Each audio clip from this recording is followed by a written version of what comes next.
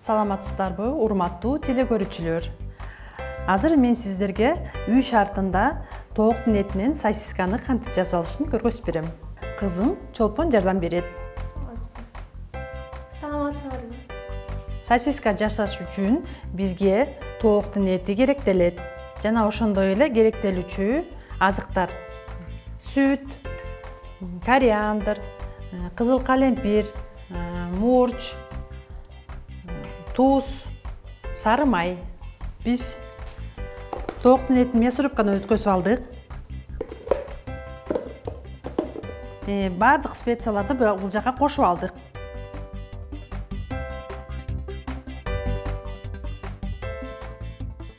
Даярдалган фаршты кондитер баштыкчага салып алабыз.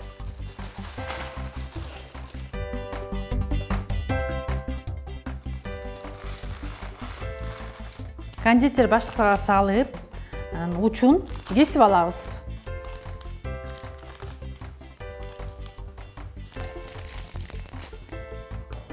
Эми суу май куюп бышырып алабыз.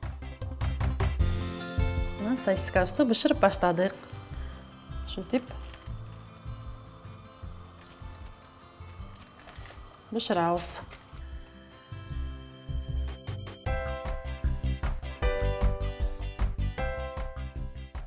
Үй шартында жасалган сосискалар пайдалуу болот балдарга. Мен атайын ушинтип өзүм жасап берем. Бир жагы бышты. Экинчи жагын бышырабыз.